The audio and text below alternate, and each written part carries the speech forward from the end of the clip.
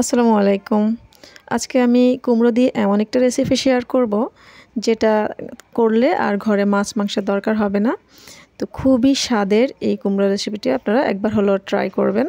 মাছ মাংসের স্বাদকে হার মানাবে। সো আমি এখানে কুমড়োর চামড়া পেলে নিয়েছি, খোসা ছাড়িয়ে নিয়েছি, আর এখানে পিস করে নিচ্ছি।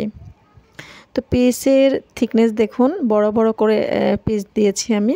ক্যামেরাতে অনেক ছোট দেখাচ্ছে। তো এই বড় বড় করে এরকম পাশের দিকে এরকম থিকনেস রেখে তারপরে সবগুলোকে কেটে নিচ্ছি। যখন সবগুলো কাটা হয়ে যাবে, আমি এখানে লবণ অ্যাড করে দিচ্ছি,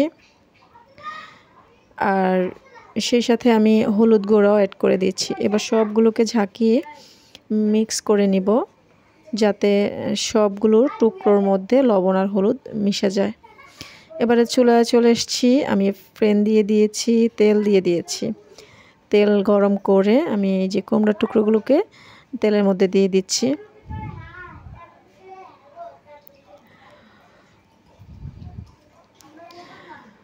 তো এভাবে আমি সবগুলো টুকরোকেই ভেজে নিব তেলের মধ্যে। একদম মাছ যেভাবে এপিট ওপিট করে ভালোভাবে ভাজে সেভাবে ভেজে নিব। তো এক পিঠ যখন ভাজা হয়ে যাবে, দেখে নিন কীরকম ভাজা হয়েছে। খুব সুন্দর একটা ভাজার কালার এসছে। তো এক পিঠ যখন ভাজা হয়ে যাবে, তখন অপর পিঠও আমরা সেভাবে ভেজে নিব। যখন দু পিঠই ভাজা হয়ে যাবে, তখন অন্য একটা পাত্রে তুলে নিব। তো সবগুলো কুমড়োকে এভাবে ভেজে নেওয়ার পর আমি আরেকটি পাতিল বসিয়ে দিয়েছি।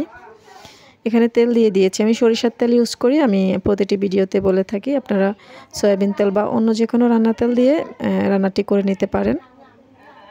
তো এখানে পেঁয়াজ আর কাঁচামরিচ দিয়ে আমি নেড়ে ছেড়ে নিয়েছি। পেঁয়াজগুলোকে ব্রাউন কালার করে ভেজে নেব। যখন এরকম ব্রাউন হয়ে আসবে, তখন আমি এখানে রসুন দিয়ে দিয়েছি 1 চা চামচ। এই রসুনটাকে কিছুক্ষণ ভেজে নিব। রসুন ভাজলে খুব সুন্দর ফ্লেভার আসবে। এর সাথে আমি কিছুটা পানি দিয়ে দিয়েছি। এবার ধনিয়া গুঁড়া দিয়েছি 1 চা চামচ, আর জিরা গুঁড়া দিয়েছি আধা চা চামচ। তো এই দুটাকেও আমি আরও কিছুক্ষণ নেড়ে ছেড়ে নিব। এর সাথে হলুদ অ্যাড করেছি, আমি মরিচের গুঁড়া অ্যাড করিনি। আপনারা যদি ঝাল বেশি খেতে চান তাহলে মরিচ দিবেন। যেহেতু আমি কাঁচা মরিচ দিয়েছি, সেজন্য গুঁড়া মরিচ আর এখানে অ্যাড করিনি। আপনারা অবশ্যই দিবেন চাইলে। আর সেই সাথে লবণ দিয়ে দিয়েছি স্বাদ মতো, আধা চামচ লবণ লেগেছে আমার এখানে। এবারে সবগুলো উপকরণ আমি কষিয়ে নিব নেড়েছে। আর এখানে টমেটো পিউরি দিয়ে দিয়েছি। এই টমেটো আমি সেদ্ধ করে ব্লান্ড করে তারপরে বোতলে ভরে রেখেছি। যখন আমার ঘরে কাঁচা টমেটো থাকে না, তখন আমি এই পিউরিটা তরকারিতে ব্যবহার করি। অনেক টেস্ট হয় খেতে। তো আজকে আমার ঘরে টমেটো নেই, সেজন্য আমি পিউরি দিয়ে দিলাম। আপনারা কাঁচা টমেটো অ্যাড করে দিতে পারবেন এর সাথে। তো সবগুলো উপকরণকে ভালোভাবে কষিয়ে নিব।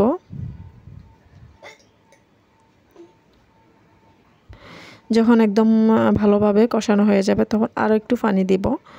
আর একটু পানি দিয়ে মিশিয়ে আমি ঢাকনা দিয়ে দিব।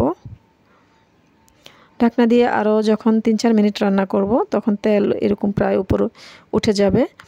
তো এই সময়ে আমি সেই কুমড়ো ভেজে রাখা কুমড়োগুলোকে দিয়ে দিব।